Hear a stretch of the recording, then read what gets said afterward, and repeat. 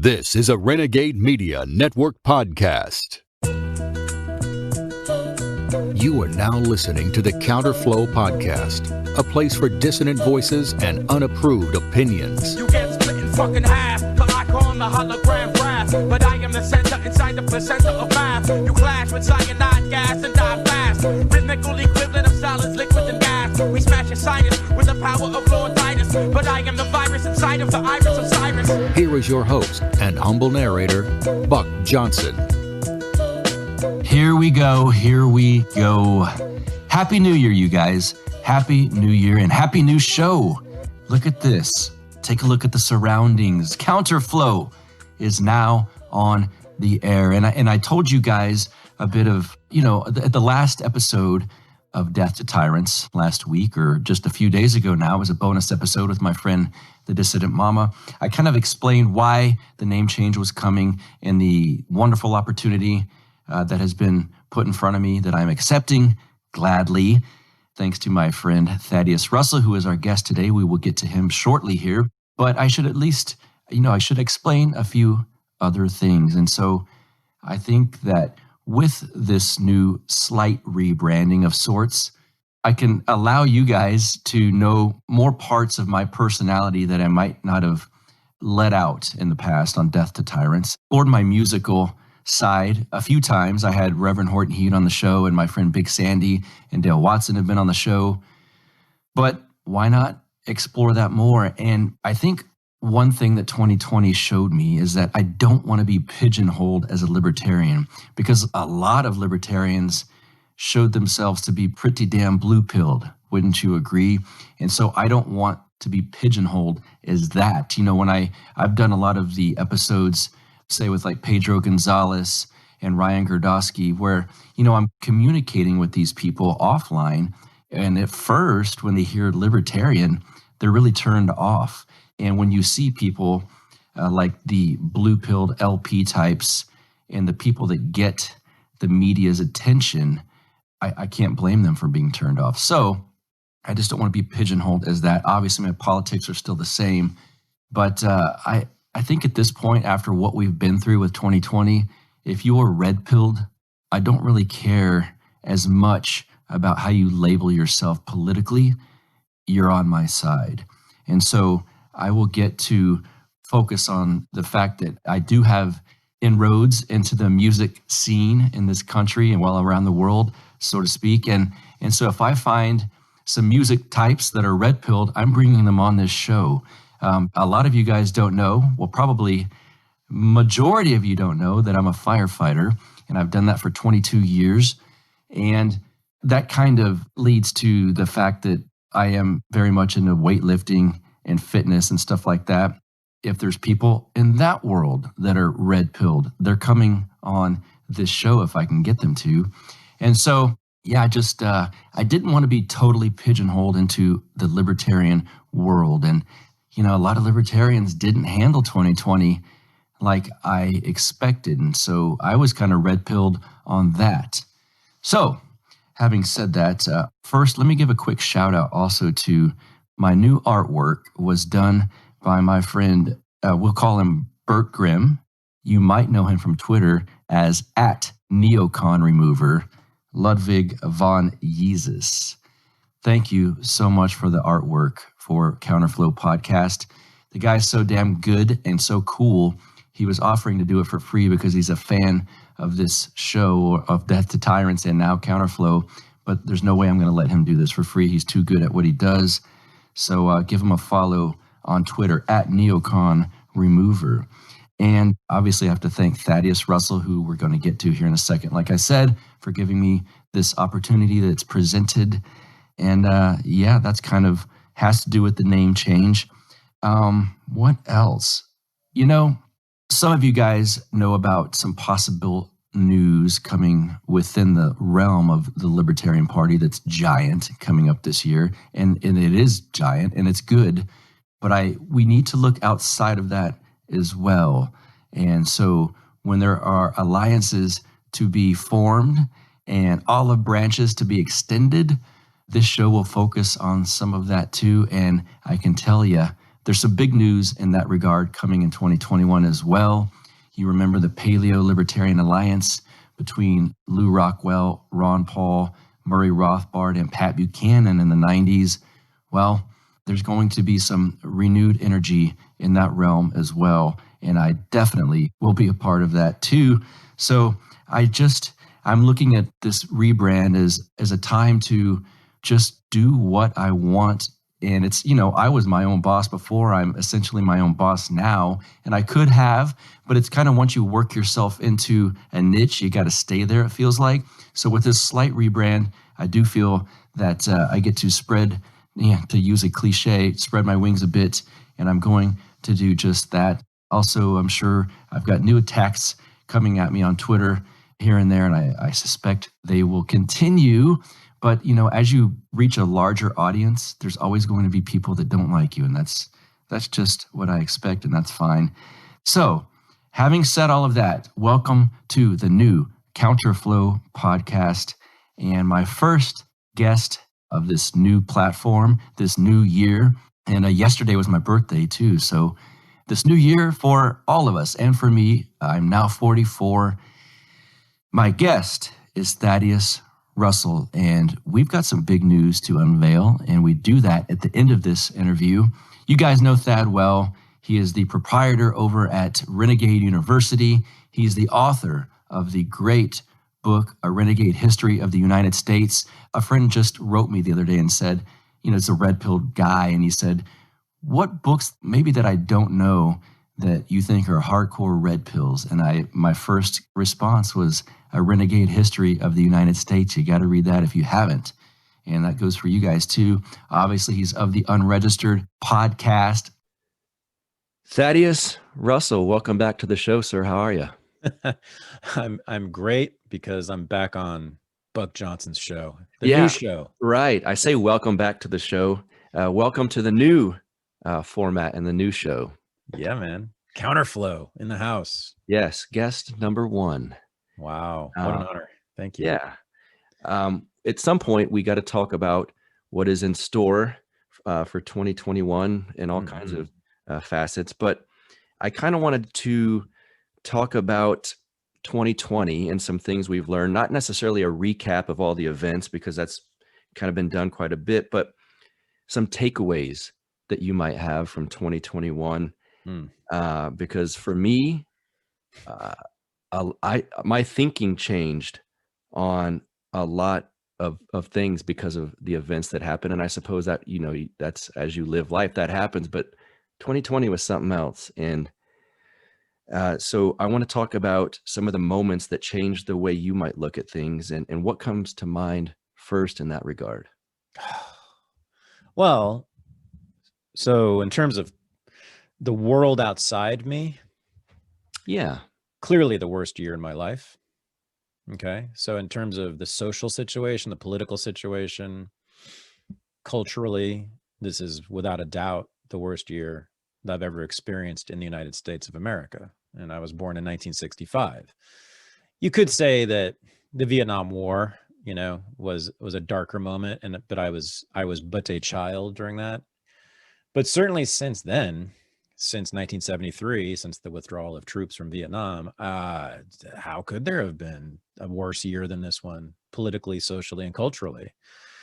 For me personally, it's been very mixed in that Unregistered has done better than ever because we moved to a video format with Zoom and made it much easier to get guests, and I don't have to travel around the country anymore to interview people.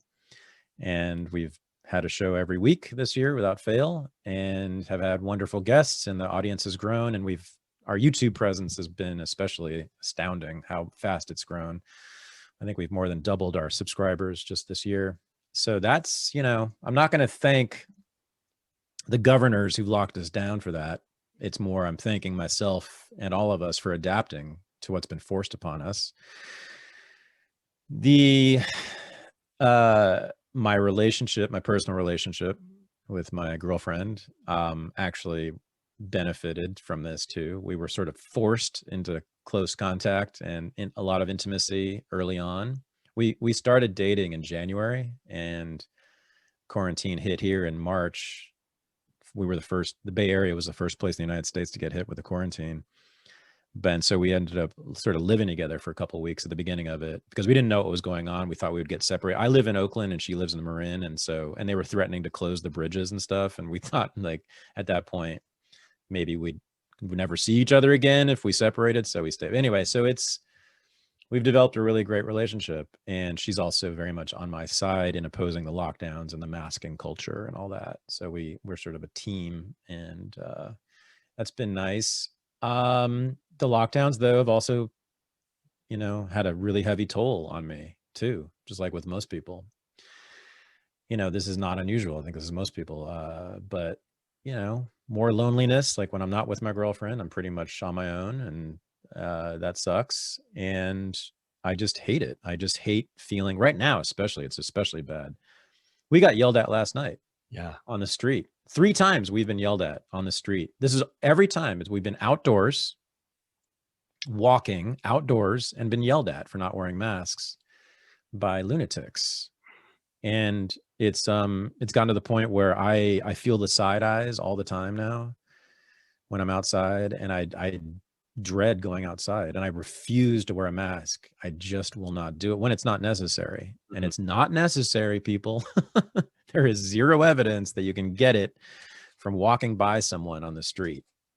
So it's been mixed. I'm just really proud of myself, my girlfriend, you, my friends who have adapted to this and made our lives better despite what the government has done to us. So, were you surprised in the way in which kind of these people are willing to be soldiers for the government, for the powers that be, voluntarily, like, the screaming at people? I guess I was disheartened by how far people are willing to go to kind of do as they're told and be the soldiers and take it out on others who aren't going with the marching orders. yeah, I wish I knew what the motivations were among everyone, because I think they differ. My girlfriend had a good friend of hers over last night, and I believe this was the first time this woman had done anything social since March. She's single. She lives alone. She spent Christmas alone. She spent Thanksgiving alone. I don't think she's really left her house since March. And she started talking about it and just started weeping. She's very, very worried about getting COVID and always has been. I think that's really what's been in her mind. I don't know how moralistic. She didn't seem terribly moralistic about other people who don't wear masks. I don't know. But certainly she's been very afraid. And now that's because of the media and the politicians screaming at us every day with the numbers, and X number of Americans are now dead in the case rate every day. If you watch cable news, I don't know how you could not go crazy. Yeah.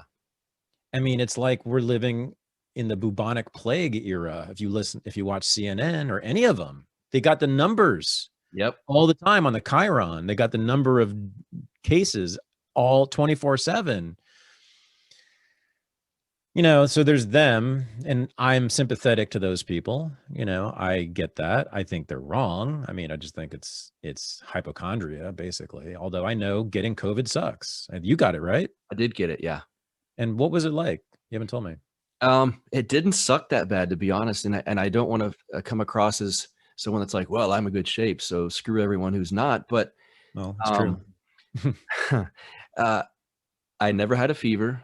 I had muscle aches at first, which is what kind of told me, like, I think this is not just from a workout. It feels weird. And so I got a COVID test, and it was positive. And the muscle aches were gone by the time I got the results for the test. And so I quarantined, even away from my wife. At the time, we had a 2-story house. Wow. And it was basically like living in an apartment. I was upstairs. She would bring food, set it at the top of the stairs, and go back downstairs. I would go eat and never got a fever, lost my taste completely. Wow. Yeah. So when you feel otherwise normal and hungry, it's weird to eat a meal and not taste it. And I would have her, I'd order Indian food from this restaurant nearby and say, make it as spicy as possible. Didn't break through it, nothing. Try whiskey. Really? Yeah. So I mean, if that's the worst it can happen to someone from being sick, it's not particularly that much of a deal. I kind of felt afterwards like, well, cool. Now I'm not scared of it at all. I already had it. I'm not going to get it. And what's the deal? I don't understand why we're ruining people's lives over what I just went through. Well, I know, let's see, I know 2 people personally who got it and were laid out for more than a month. Wow. And these were people, one of them in particular was a total skeptic about the lockdown. So she had no reason to like exaggerate this, you know. In fact, she had none at all. She was wiped out for, I think it was like 6 weeks or something like that. And then a member of RU, Renegade University, also, she was a regular at RU Live, our weekly show, and she disappeared this summer, and we were like, wonder, where's Wendy? Where's Wendy? And then she finally reappeared in the fall, and I said, what's going on? She said she was out of commission for much of the summer because of COVID. So yeah, it's you know, I don't want that to happen. That would put a major monkey wrench into my life. Yeah. Not just the discomfort of it, but my work would get destroyed by it. But anyway, so there's those people who I think, you know, it's legitimate on some level to be afraid of that. I get that, you know. I mean, I don't want to get sick for weeks on end and not be able to function. There's those, and then there's the totalitarians. Yeah. I don't know. And I think we've now, the nice thing in a way, I suppose, is that we've now revealed, or the totalitarians among us have been revealed. Yes. We now know who has an urge to control people, to moralize, to shame them, to control them through shaming. Yes. That's a particular personality type. Yeah. Not everyone's built like that. Thank God, I think most people are not. I'm quite sure it's a small minority. It's just that they tend to run the show. They're the vocal minority for sure. They're the ones you know about, you hear from. That's who yelled at us on the street, you know. Not even on the street. It was a goddamn walking path through the woods, man. Like, it was insane. It was like, and I said there was not a single other person around. So crazy. At night. It was dark out. Crazy. So yeah, she's that woman who yelled at us. I mean, I would imagine that's what she's like. And you know, I hate to say it, but there's kind of a Christian ethic underneath it, you know, secular version of Christian ethics, which is, you know, you must be selfless at all times. And any indication that you are self-interested is a sign of sin, you know. And to live a godly life according to the New Testament, I hope I'm not alienating too much of your audience, but you know, most Christians read that New Testament as saying that selflessness is virtue, right? Sort of the opposite of what, as I understand it, Ayn Rand was preaching. I never read Rand, but I have read the Bible. And it's, and so this is where the Puritans came from, who invented this country. The idea of spending money on yourself is anathema. You make money, but you've got to reinvest it in something that's good for the community. You know, build a library or build a hospital.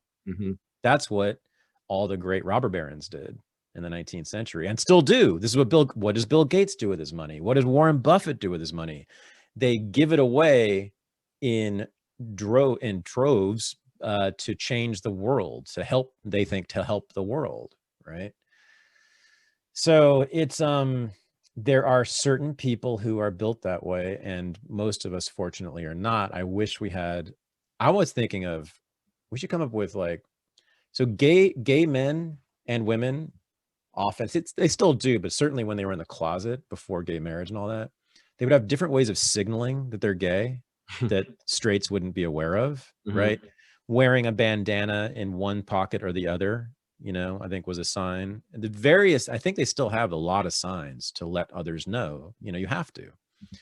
And I want to have masks that have some kind of insignia on it that says that I think this is bullshit, without announcing it to everyone else. But you and I would know, you know, so we could high five each other when we see each other at the supermarket or something. Right.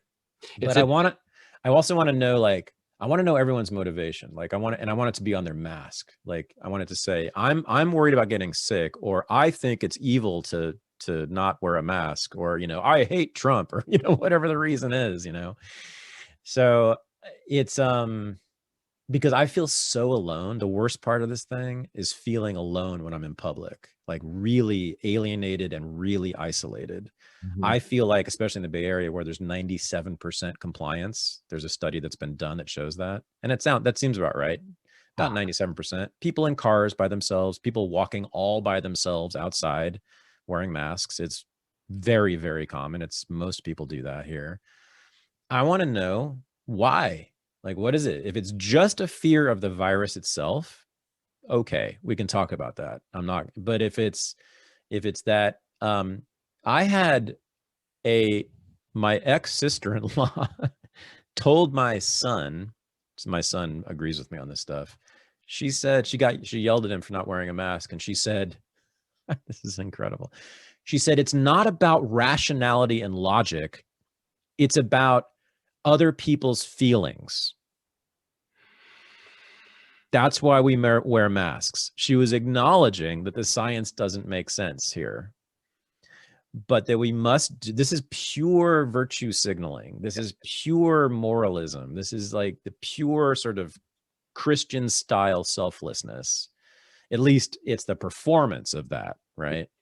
Right. And that's the stuff that needs to be attacked and destroyed. We need to somehow change the culture of our society so that people like that are the bad guys and we are the good guys. Right.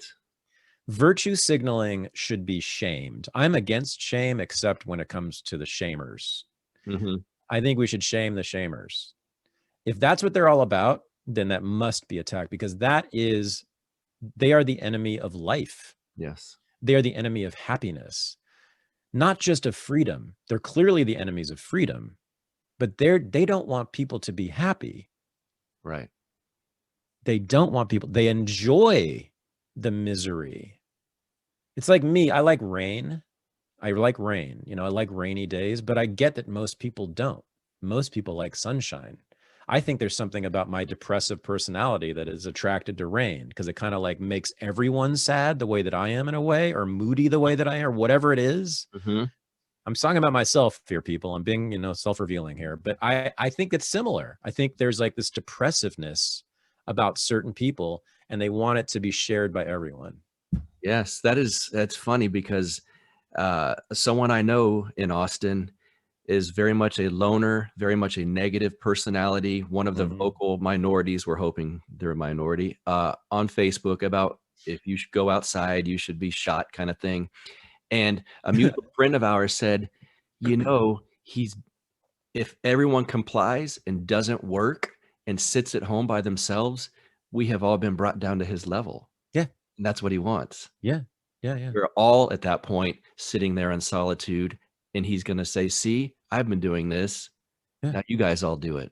Yeah. I mean, I'm speculating. Let me be really clear to everyone. I have no evidence for this. Not really. I mean, I can only I have some circumstantial evidence. Yes. So here's my circumstantial evidence. So as a lot of people know, I was a socialist for much of my life. I was a lefty, full on lefty, until my mid 30s. And that's 20 years ago, by the way.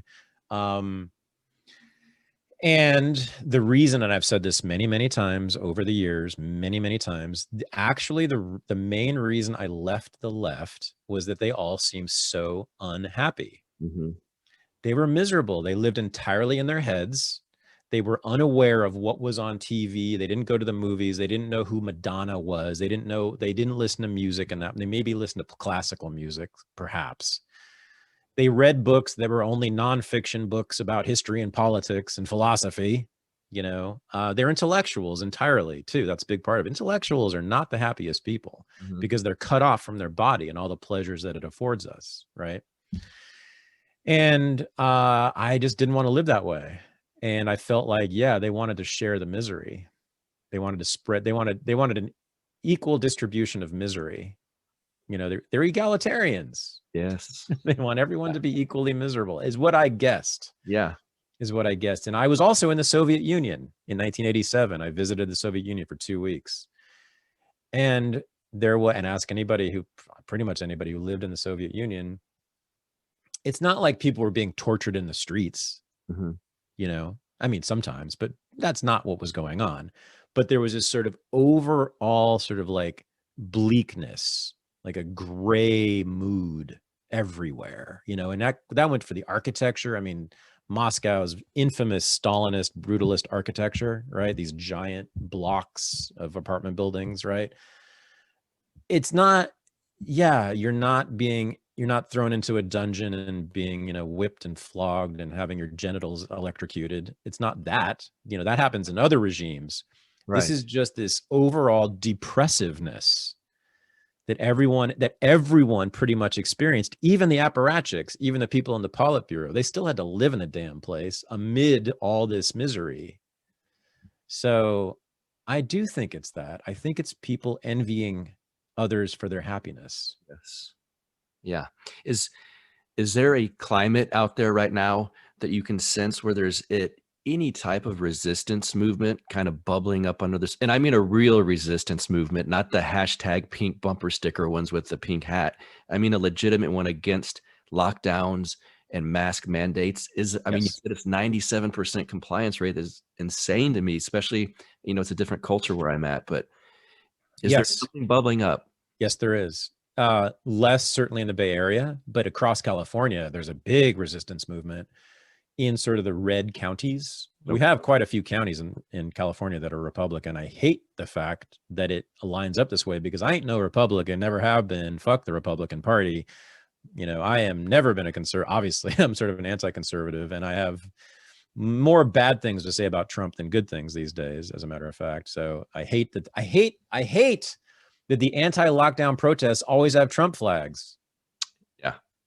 God damn it. And some of them have Confederate flags, you know, fuck those people and fuck them for like destroying my argument, my movement, and giving the progressives this tool, this weapon to destroy me with, right? They just assume you're a Trumpist, Trumper, whatever it is, Trumpian, which is just not true. So yeah, there is quite a bit of resistance. Back in the summer in, what county was it? I think it's where Redding is, whatever county that is. Redding is a city in Northern California. There was a huge resistance movement among business owners, right? That's who's leading it, by the way. God bless the entrepreneurs and the small business owners who are getting crushed. They're getting crushed while Jeff Bezos, Amazon, and Target and Costco and Hollywood. Oh, and wineries. People don't know this. This is great. So the two industries that have exemptions to the lockdowns in California are Hollywood and the wine industry. Gavin Newsom, our lovely governor, handsome man, very articulate, sweet guy. What's his business? He owns one of the biggest wineries in California. Huge wine conglomerate, actually. He has wine shops, wineries, restaurants, all under this it's called Plump Jack Winery. Everybody should Google it and go pick it in front of them. The wineries in this state, which have a ton of money that they give to politicians, are allowed to be open, but breweries and brew pubs, the beer peasants, no, lockdown. Hollywood is operating in full swing right now. Tom Cruise just gave that, you know, just lashed out at his crew in England, right? What was he saying? Was he saying, I don't want to get sick? No, he wasn't saying anything about getting sick or getting other people sick. He was talking about the business and how people would lose their jobs if they closed down and how much money was at stake for all kinds of people. Tom Cruise, I actually get it, man. I'm sympathetic to that. I'm just saying you shouldn't be the only people having the exemption. The French Laundry debacle, Gavin Newsom, when he was at the very, very, very ultra fancy restaurant without a mask on with 15 people. Super spreader event, Gavin. The guy whose birthday it was, they were celebrating, is the chief lobbyist for Hollywood in the California state legislature. Yeah. Now, I think it's the other reason they're allowing Hollywood, and by the way, pro sports, right? Yeah. to operate is also because they want to keep us at home watching TV. Yeah. It's also a way to keep their economy somewhat alive. It's not in their interest to destroy the economy. And by the way, this is what I keep wondering, like, when is Gavin gonna, like, what's the balance he's trying to strike here? I mean, you don't want to be the governor of California when it becomes a third world country, which is what it will be if we keep doing this, right? So I think he's letting these select businesses operate to keep some kind of decent economy going here. But I really don't know. It's like their desire to control and socially engineer trumps, so to speak, their desire for a healthy society to govern. I mean, I don't understand the calculus. I'm really wondering, like Whitmer in Michigan, same thing, Cuomo in New York, you know, they're on the verge of destroying the greatest cities in American history. Not Whitmer so much, but certainly New York and here, right? These are the crown jewels of the United States, San Francisco, New York City, and Los Angeles. Yeah. And they are going under real fast. So I'd love to know what's in their minds too. What's the real motivation? I mean, I gotta think it's fear of being blamed for, you know, one COVID death. I guess there's that. It's being associated with Trump. I think a lot of this is Trump derangement syndrome. Oh my God, Buck, did you see what the AMA did with hydroxychloroquine? No. They just announced that that's actually fine, that it's not dangerous. Yeah. The American Medical Association just last week.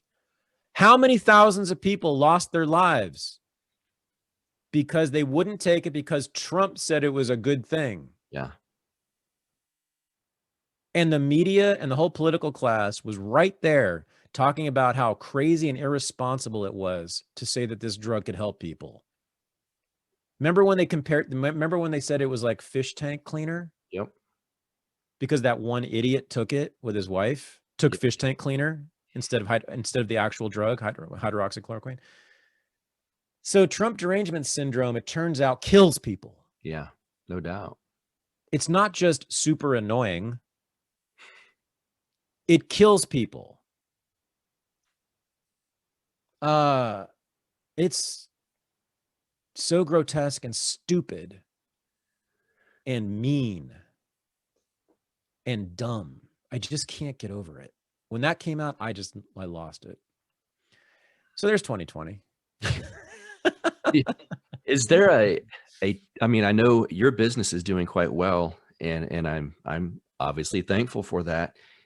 Do you see yourself ever leaving California? Would there be a tipping point where you say, look, I can't do this here?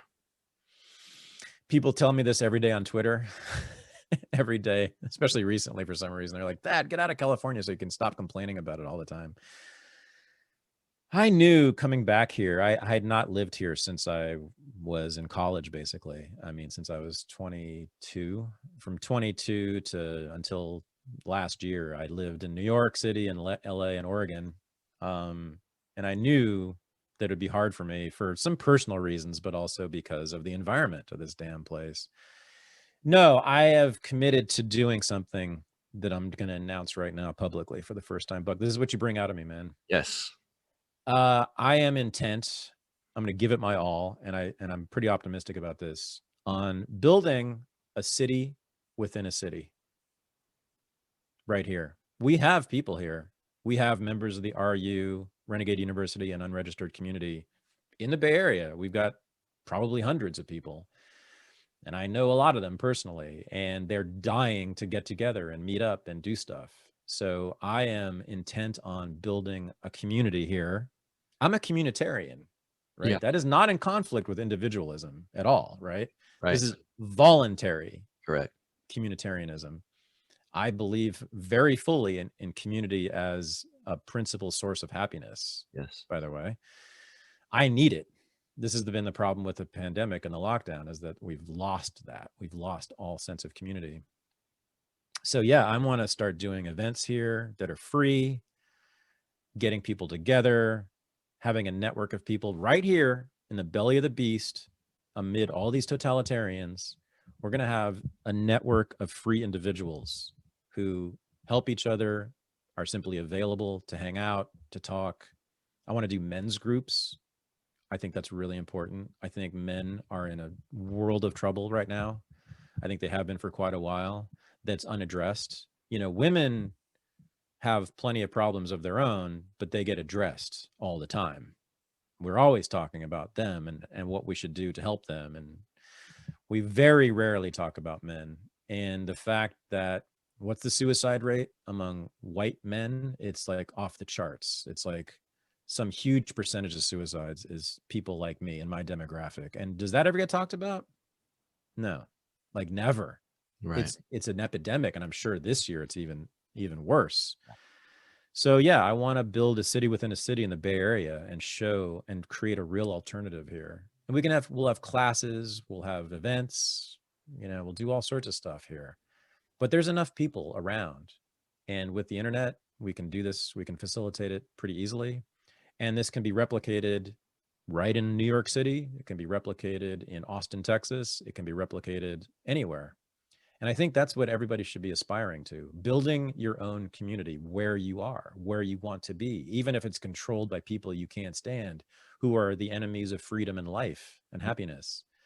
You can still do it right within their grasp, and they won't even know it. Wow. Breaking news then. We'll see. Yeah. That's 2021. That's what I have in mind for 2021. And I've already started working on it. I've already started talking to people. People are very excited about this. So, and we've actually had a couple of little get-togethers here of sort of the broader community that I've kind of developed here, which was fantastic. Had a lot of people show up at the beach in Point Reyes, and it was fantastic. And that's what gave me the idea. So you'll be seeing more of that. And I really want people to do this in other cities as well. When you feel all alone like that, you can do it. You can actually build your own community. There's no reason why you can't. Interesting. I like that. And there's been obviously a lot of people voting with their feet. I know people are fleeing California in record numbers. Right. But that's an interesting alternative to it for sure. And yeah, I talked to someone that said they had some friends move away from California. There was not one U-Haul truck in the entire state available to rent. Wow. Incredible. Wow. Yeah, I know. Well, I mean, I know there's a huge outflux of, certainly I know businesses and I know wealthy people are leaving. I wonder about working class people. Yeah, I don't know that they can afford it some of the time. Exactly. Yeah, exactly. I want to ask you about another aspect of 2020 that it can't go unmentioned because it kind of tied in with everything, the BLM, anti-police, rioting, all of that stuff. And I heard Dave Smith once say, these riots aren't about police brutality. It's a reaction to the psychosis that the lockdowns caused, which I thought was an interesting take. But what was your takeaway? Any crazy moments that kind of changed the way you think on some of those events? Well, I mean, I was completely convinced that Black Lives Matter as an entity, as even a concept, as an organizing principle is completely bankrupt, corrupt, racist, counterproductive, self-destructive, and a front for essentially other kinds of grievances against wealthy people, grievances against businesses for existing. Who got attacked in the riots? It was defenseless white people, basically, on the street, random white people on the street. How is that doing anything to help, end the shootings of innocent Black people? And then businesses, of course. Why would you attack a Wendy's? Why would you attack a mom and pop store? I mean, that's what was going on in Kenosha. I mean, Rochester, those videos of like people defending their little stores, their little family-owned stores, and getting punched out, knocked out, unconscious. Yeah. Getting hit by like sticks and bats and shit. That's just envy. It's the resentment that comes from envy of people who have more than you have or have something that you want. And even though they don't have no clue that being a small businessman is like nothing but work and toil and stress, they assume it's just you're rich if you have a business, right? Mm. And you live better than I do if you own a business, even if it's just a hardware store in downtown Kenosha, right? Yeah. But I mean, we've been saying this, or I've been saying this, and friends of mine have been saying this for years and years. BLM has always just made it about race, and it's not about race. If it were about race, I'd be right with them. Segregation was about race. Yeah. Slavery was about race. Those were absolutely racist institutions that we all agree needed to be done away with immediately, almost by any means necessary. It would have been an emergency if I'd been living at that time to get rid of those things. And those were absolutely clearly racist institutions. Not a single white person was enslaved. Not a single white person was segregated in that way, was stopped from, using a water fountain, right? But there are 500,000 white people in cages in this country right now. 500,000 people in prison who are white, so-called Caucasians, right? We have twice as many white people shot dead, unarmed white people shot dead per year as black people by the cops. Now, I know it's still disproportionately, black people, but that's a hell of a lot of collateral damage to your own people if it's a racist project. If the whole point of this is to damage black bodies, to kill black people, that's a very weird way to go about it. Mm-hmm. To imprison 500,000 of your own people and to kill twice as many whites as blacks. I mean, that's a lot of collateral damage to get your racist project to be successful. My goodness, it makes no sense. But we could instead join together, white people, black people. By the way, Mexicans get ignored in this too. Yeah. Latinos get ignored in this too. Do you think they don't feel the brunt of the state? You don't think they're in prison? You don't think they get shot to death? We could all join together, regardless of race. What a concept. What a weird concept. Regardless of race. And oppose state violence. State violence. Not racist violence. State violence. Period. End the drug war. Legalize drugs. Fucking disarm the cops. I'm not opposed to that. Defund the cops to some extent, to a large extent, maybe totally. I'm open for that conversation. Let's get rid of the cops and let's defend our own communities, our own houses, our own lives. Mm-hmm. Through private security or our own security or buying guns or printing guns. Yeah. Organizing neighborhood watch groups. There's all kinds of things that even liberals wouldn't have a problem with that could replace the cops.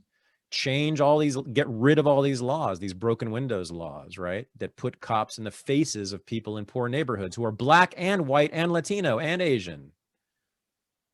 It's not just black people. They get disproportionately affected for sure. And that has historical reasons for sure. But there are so many other people who get murdered by the state every day, who get put in cages every day. I'm sitting a few miles from San Quentin prison. I interviewed a man on my show, Marvin Much, who did 41 years in San Quentin. White guy. Does anyone care? No. Except for me. Michael Bell Sr., he was also on my show. The father of Michael Bell Jr., who was murdered by the Kenosha police about 15 years ago. They had him handcuffed against the squad car with his face down on the squad car, and another cop came up and put the gun to his temple and fired. But it misfired, so he reloaded and put the gun to his head again and then pulled the trigger and blew Michael Bell Jr.'s brains out. And this, by the way, Buck, has been proven in court. That's not even controversial. So, and they're white. Michael Bell Jr. was white. So Michael Bell Sr. has launched about a 15-year campaign to end, to limit the police ability to do that kind of thing, right? He reached out to the Martin Luther King family. No response. He went to Soldier Field in Chicago and took a knee on the field when Colin Kaepernick was doing that. And he reached out to Colin Kaepernick's lawyer and asked him if Colin Kaepernick could just tweet out that Michael Bell Sr., whose son was shot to death by nothing. Fuck these people. They're not interested in ending police violence, state violence, mass incarceration. They're interested, I guess, in the equal racial distribution of violence. Yeah. I guess.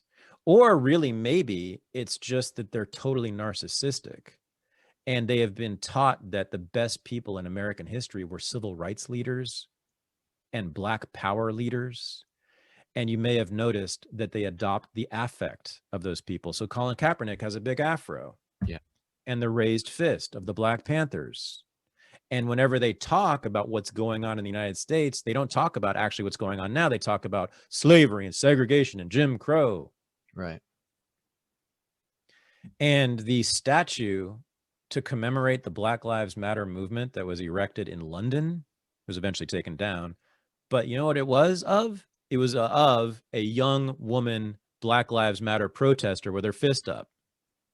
I don't recall Martin Luther King or Malcolm X demanding that they have that the government create statues of them. That was not victory for them, getting statues of themselves made. I think it's narcissistic LARPing. That does not mean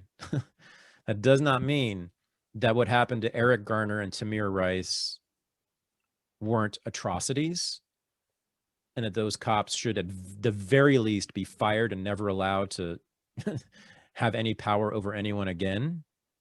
But I do think that much, possibly all of this movement is narcissistic LARPing and virtue signaling. Yeah. And I'm sorry to say that.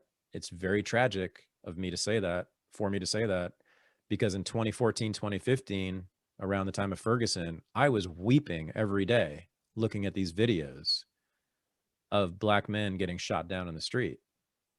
And I was there, man. I was ready to throw some rocks back then. But then I found out Black Lives Matter, these self-appointed leaders of this movement, right? Remember, no one's been elected. There aren't even really organizations. There's just this blanket term that encompasses a lot. Now, there are a lot of organizations, by the way, that are BLM associated. And it's fucking true. Most of them are financed by George Soros. Yeah. Okay. Now that alone also doesn't mean anything bad about them necessarily, but let's be honest, at least. It's not really a grassroots movement anymore if it depends on being financed by a multi-billionaire. The civil rights movement had no George Soros.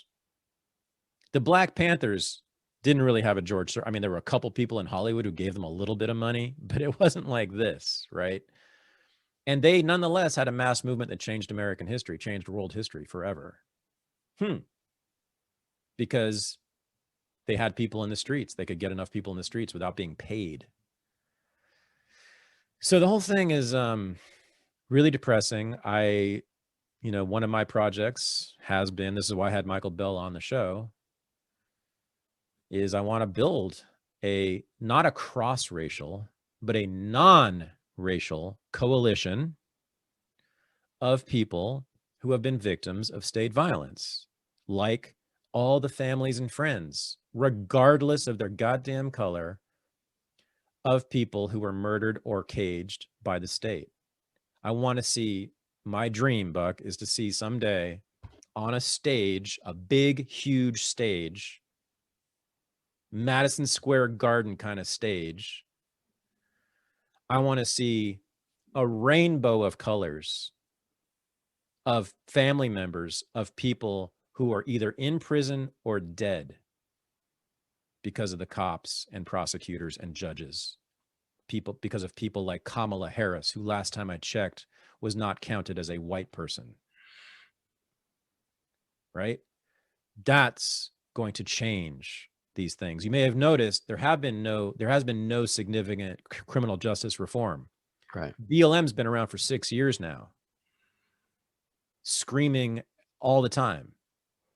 And yet there is name a law, name the repeal of a law that has done anything to significantly. We still have 2.3 million people in prison. The number of unarmed people shot to death per year has remained the same. And if it's armed people, it's 1,000 people a year. 1,000 people total per year in this country get killed by the cops. There's something really wrong, even though I know that most of them had guns or knives and were actively trying to attack the cops. Sure. But we've set this up. This doesn't happen in other countries. We've set up, and I can't exactly explain why, but there's something very, very wrong in this country for that to be happening at that rate every year, but it hasn't changed. And I think that's because it's only been cast as a race issue. Yes.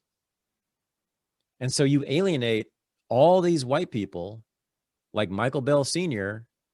I mean, God bless that guy. They've given him can you imagine that? Your son gets executed by the cops, and Colin Kaepernick and Black Lives Matter and Martin Luther King's family couldn't give a shit about you. Right? But he's very unusual. He's just a very dogged guy. He was an Air Force, I think, captain. And, he's a tough dude. And this is his life's mission. But most people will just shrink from that and not carry on the struggle. But we certainly could have lots and lots and lots of people marching in the streets who aren't, 22-year-old Harvard graduates with afros. Right. Let me say that again. That's who Black Lives Matter is. It's college-educated people. It's college-educated people who speak the language that's spoken in colleges, who have imported all these other politics, some of which I agree with. Fine, but it's not about trans people. It's not about gender even. And I'm on their side on a lot of that stuff, and they speak in language that also just the language itself alienates people who didn't go to Harvard and Yale. So it's a terrible missed opportunity. It's really tragic. We could save a lot of lives. We could free a lot of people if we stop thinking about this thing in racial terms exclusively. Yeah. So I feel that some of that language, at least the racial term aspect of it's going to get worse in the year to come, at least with someone you mentioned, Kamala Harris. And one of the things I appreciate about you is I think that we both have what my wife has branded Kamala derangement syndrome, because I do kind of get the TDS now. I understand it because I have it with her. Yeah. I hated Hillary Clinton. I still do, of course. I know you do as well. Yeah. And I'm willing to recognize that she was very smart, and she is very smart. Yep. But when I hear Kamala speak, I hear the same authoritarianism, the hunger for power, but she's dumb. Yeah. And it just is like nails on a chalkboard. Yep. I do have we'll call it KDS. KDS. Kamala derangement syndrome. I admitted this on Twitter. I said that she does to me what Trump does to lefties. Yeah. I do lose a little bit of rationality. The difference is that I actually know what her policies are. And I actually care about her policies, and I actually track her policies. I pay attention to the policies, not just her personality. Right? Most people on the left just see the orange hair and they hear the words and they freak out about Trump. They would have no idea that Trump pardoned a whole bunch of black people, by the way. Right. Got them out of prison. They would have no idea. Thanks to Kim Kardashian and others, but yeah, she's amazing. So for me, I don't know what it is for you, but for me, she reminds me of in Berkeley, where I grew up. This was in the 1970s when I was in school in the Berkeley public schools. And this was when Berkeley was sort of at the height of its project to racially integrate the entire city. You know, it was a massive social engineering project. So I was the first. Kamala, she's actually said this, and she lived in my neighborhood when we were kids. We lived in the same neighborhood in Berkeley when we were the same age. Wow. Yeah, and she has said she was the second in the second class of students in the country to be bused Yeah. for racial integration. I was the first. So I think I'm a year older, but I was the same. So 1970, I was in kindergarten. And if you look it up, Berkeley was the first city in the country to do busing. Mm-hmm. That was me. That was me. I was on those damn buses to achieve perfect racial integration and equality. So also they did that with the staff in the schools. So the school staff, the principals and the teachers, my goodness, it was, I think most of my teachers and principals from K through 12 were Black. Oh, okay. Yeah. And I can go through the list of them. Yeah. I mean, in Berkeley. So, and they were petty authoritarians. Mm. These were not nice people. Again, this is cross-racial, everybody. Like, you know, principals suck. Teachers are prison guards. Mm-hmm. They're not all bad. A lot of my friends, a lot of members of Renegade University are public school teachers, and they're great people, but that's despite their job. Yeah. That's despite their job. In my experience, and I had a lot, just like everybody, K through 12, that's 13 years of this, of how many teachers is that, you know?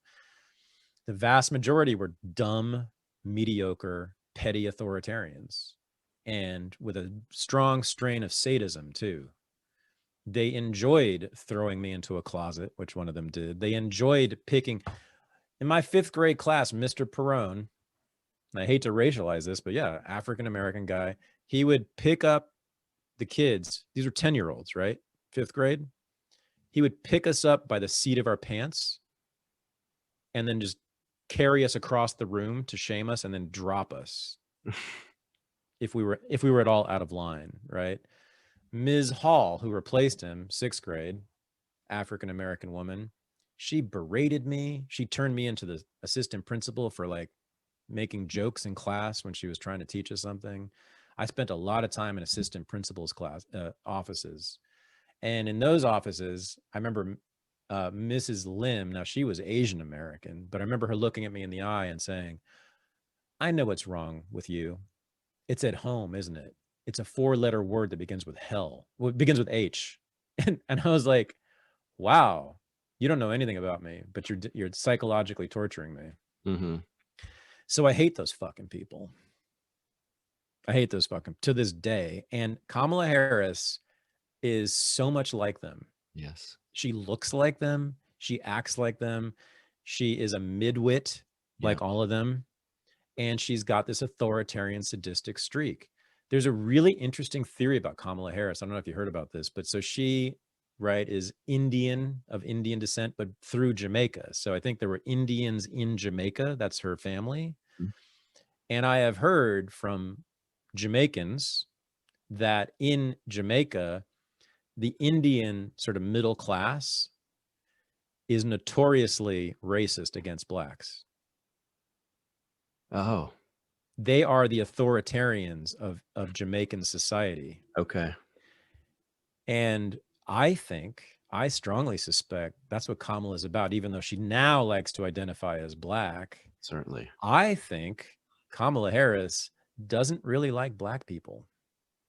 Why else would you become prosecutor? Listen, why else would you become the district attorney for San Francisco? Okay, San Francisco is made up entirely of 2 groups of people, very rich white people and very poor Black people. So who do you think commits the crime in San Francisco? Who do you think the district attorney of San Francisco would be exclusively pretty much concerned with? Black people. And their job is pretty much exclusively to imprison Black people. That's San Francisco. We don't have a middle class in San Francisco. Right.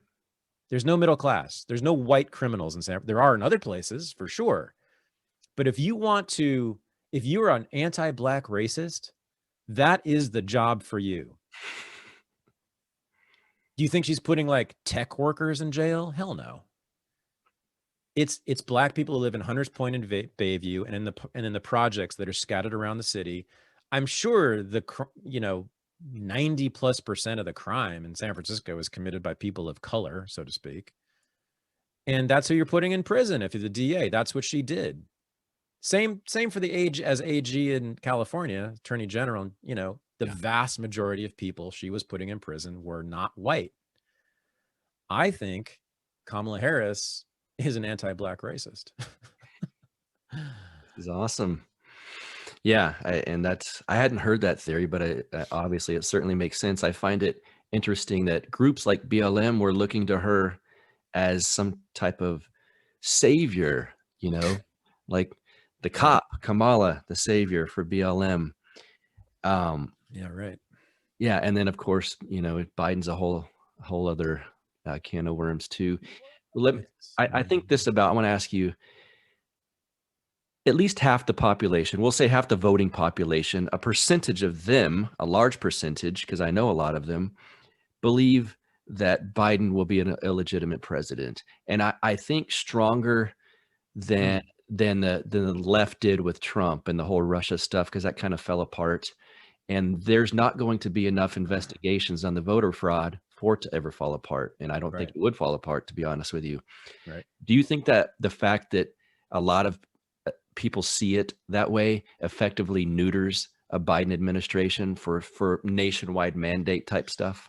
Yeah. I mean, I have been watching Steve Bannon's War Room, which is hilarious because it's all about God and country and family and all these things I am totally against. But boy, did he convince me that there was widespread election fraud.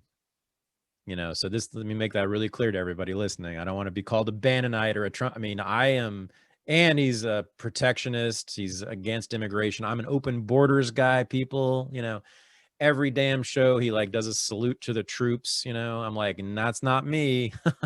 I'm an anti-war guy. But I don't, it's overwhelming. There's so many crazy numbers that are just inexplicable except as fraud. But the main point is that he's leading a huge movement. Yeah. That show has millions and millions of listeners and viewers, right? And we know that how many 70 plus, 80, close to 80 million people, right? Yeah. Voted for Trump, right? Well, you think how do you think they feel about this? And are they going to go away? Right. No, they're not going to go away. The weird thing is that Fox News has capitulated. Yeah. And so they have nowhere to go but Bannon's War Room, basically. I mean, it's hard to find an outlet that takes any of this shit seriously, which sometimes makes me feel like maybe I made a big mistake.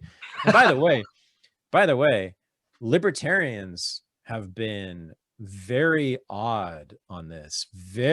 Most libertarians have been dismissive of claims of fraud. I don't know if you've noticed this, but yeah, I kind of separate the libertarian camp into red and blue pilled camps. Yeah, the blue pilled ones write it off as a joke. The vast majority. I mean, my friends at Reason, and I love them, and I'm closest to those people. They wrote multiple pieces per day dismissing these claims as ludicrous. Yeah. At first time I've ever had a major disagreement with Reason on something. I'm not 100% sure it happened, but I'm just saying the evidence is so huge that it demands an investigation. Yeah. And that's not happened. By the way, people say, well, it's been through the courts. No, it hasn't been through the courts. The courts have refused to see the cases, to hear the cases. They've refused to look at the evidence. That's what they're doing. When you refuse to hear the case, they're not looking at the evidence. Right. Yeah. So these multiple jurisdictions in which Biden outperformed not just Hillary Clinton, but Barack Obama among black populations. And we know that Trump, doubled his numbers among black voters. Yeah. How's that possible? Because, by the way, a lot of black people were hip to what Biden was about. Yeah. A lot of black people knew very well what the crime bill was all about. Why? Because they were related to someone in prison because of it. Yeah.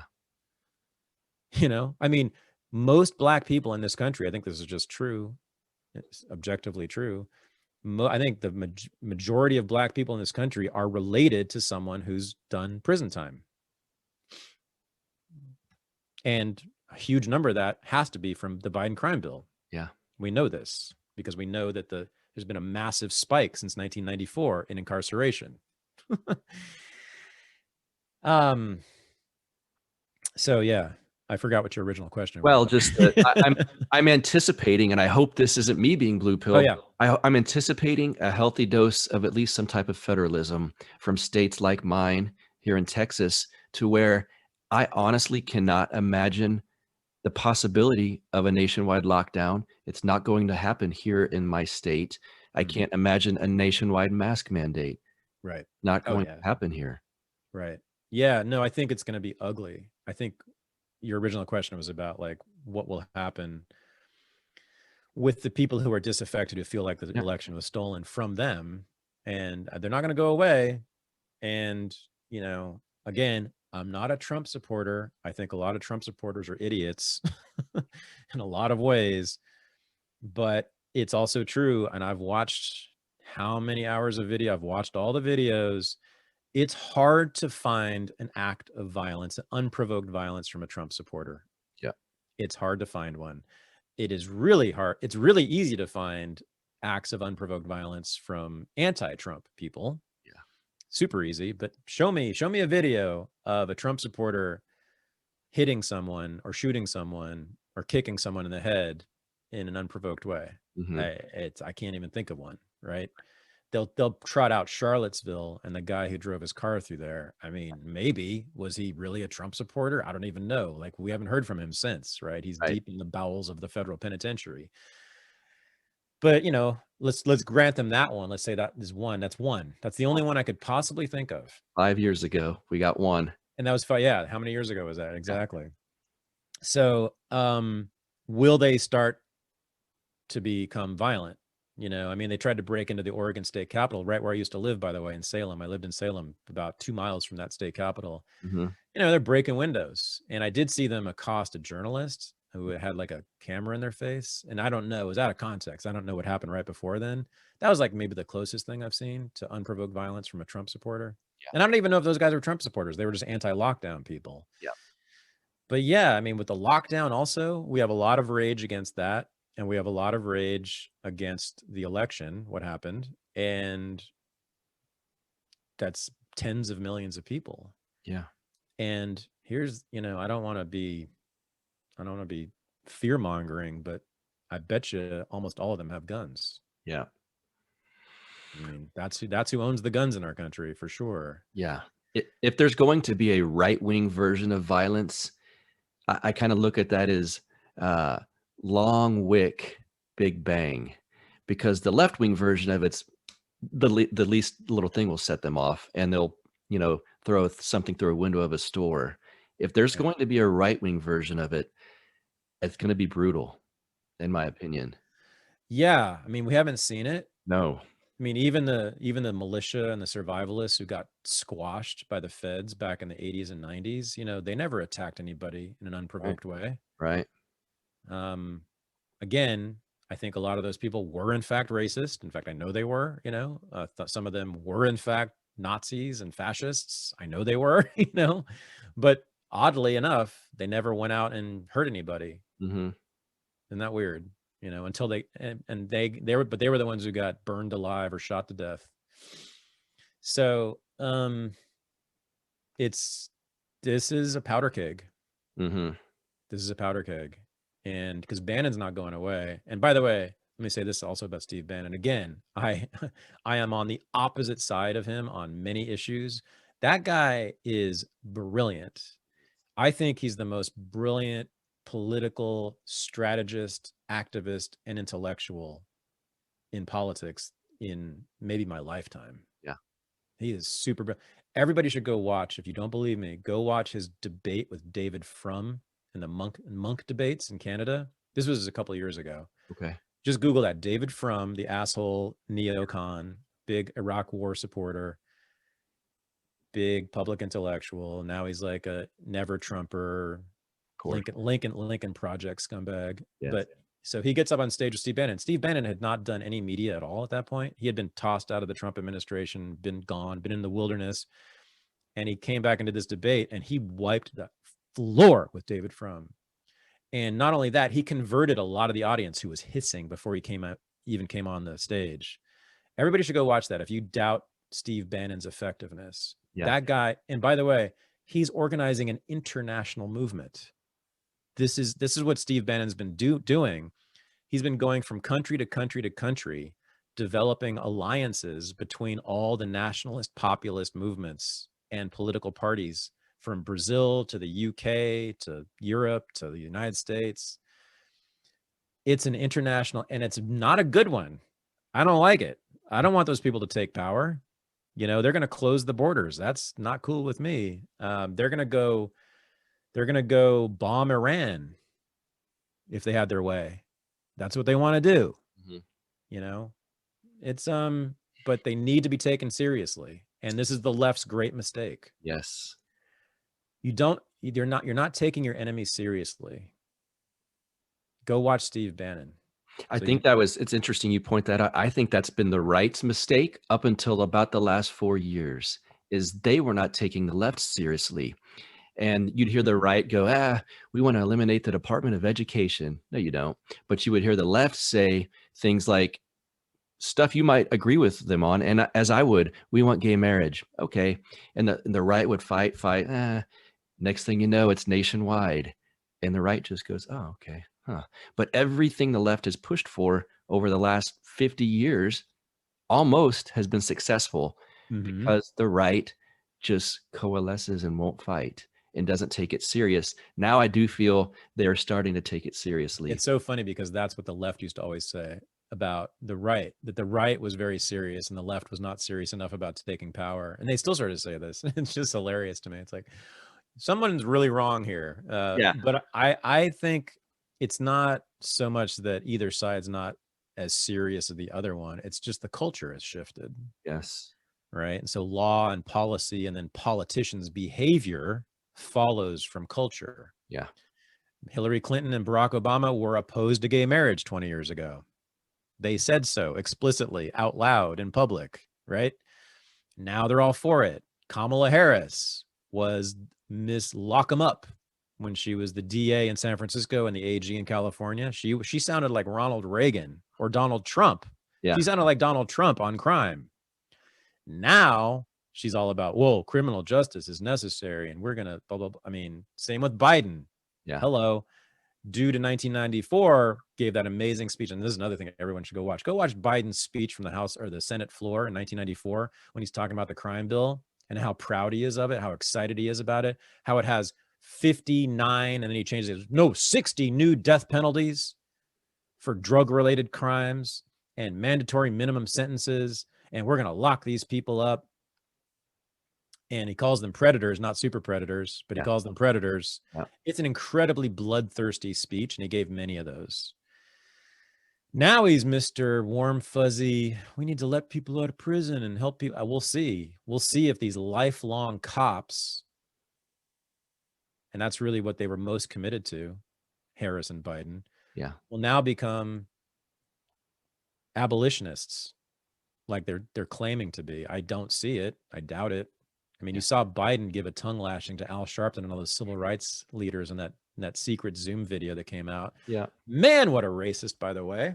Yeah. The way he talks to black people is so condescending. And and a lot of, like, Sean King was on this. A lot of like BLM people were not having it because he sounded like an old goddamn cracker plantation owner, you know, when he was talking to these black folk on that Zoom meeting. It's disgusting. I mean, and I don't call people racist lightly. I use that word very sparingly, but that guy, how is he not? I mean, to say you're not black if you ain't black if you don't vote for me.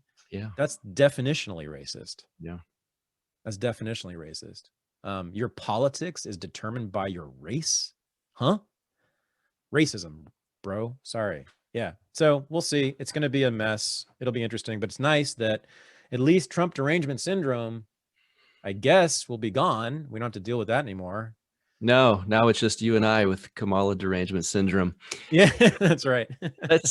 We can close out, but we got to do it on some silver linings, some do that. optimistic notes, because I have listeners of this show text me saying, I need some light here. I'm feeling black pilled.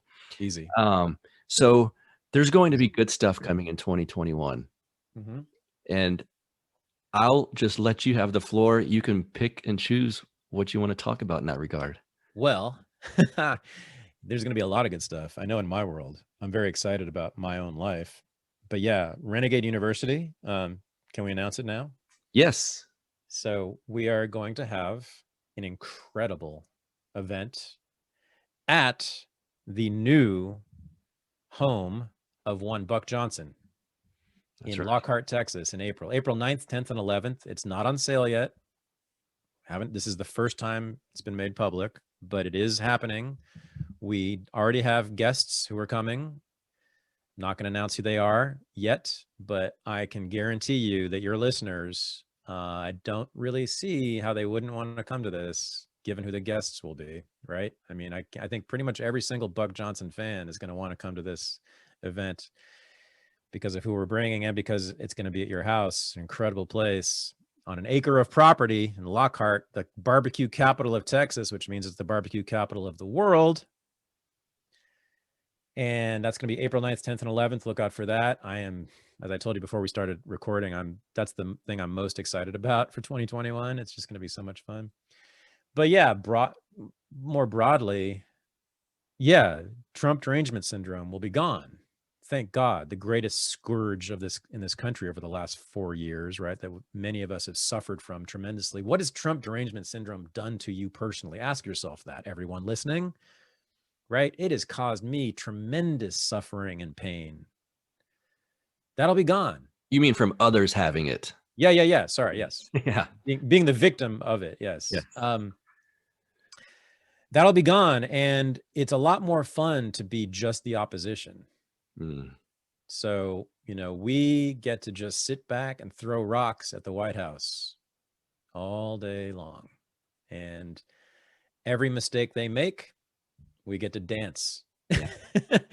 And I want to rub their faces in it. I'm sorry. I know this is a little irrational and a little bit, it's vindictive, but yeah, God damn it. It's time for some payback. Maybe I shouldn't say that, but I feel it and I don't see why I shouldn't. What's been said to me, I've been called a Nazi. I've had publications, outlets that I've worked for that are utterly innocuous and benign be listed as Russian assets. I've been called a Russian asset. I've been blacklisted. I've been scorned. My family thinks I have characterological flaws because I didn't think Trump was a Nazi. So that'll be gone. And we get to put them on stage. You take the stage, you take power, see how much you like it. And my goodness gracious, if you don't like progressives, if you don't like the Democratic Party, what could be better, actually? What could be better than having Joe Biden and Kamala Harris be the Democratic president and vice president? What could be better for those of us who dislike the Democratic Party intensely? I couldn't have picked better candidates for them because it's all going to be exposed now. We will now be able to say and show, see, the Democratic Party is the party not just of mass incarceration, even more importantly, it's also the party of war. Yep. Because Joe Biden and Kamala Harris, guess what, guys, voted for every fucking war that they could. Every one. For Biden, it's been every war since Vietnam he's voted for. Not just voted for, cheer-led for. Yeah. The Iraq, there's another thing people can Google, fantastic photo of George W. Bush signing the authorization, the AMUF, and Joe Biden standing right there in the Oval Office smiling down at him because he was the chair of the Senate Foreign Relations Committee who pushed that shit through Congress. Yeah. He was the biggest Democratic cheerleader for the Iraq War. How this punk became their guy, But he did. They chose him. They shamed us for not voting for him. They shamed us. I've been shamed for not voting for Joe Biden, a racist warmonger. Mm-hmm. Well, you own it now, people. You own it. This is your bed. Now lie in it. So Yeah. I think it's a good thing. Yeah, that's what a white pill to go out on. Well, Thad, guest number 1 on Counterflow. Yeah, man. Thank you so much for being here. Feels good. I'm honored. Thanks for having me. Yes, sir. Thank you guys for listening to that first ever interview on the new Counterflow podcast. I hope you enjoyed it, and I've got lots of awesome things coming your way. I promise it's only going to go up, up, up, and up. Share this show. Give it a like, a subscribe, all of that stuff. You know where it's at on iTunes. I still have the Death to Tyrants podcast website. We are switching that. We're in the midst of switching that. You know, this stuff happens so quickly. You got to catch up. So once Counterflow podcast website is done, I'll be advertising that.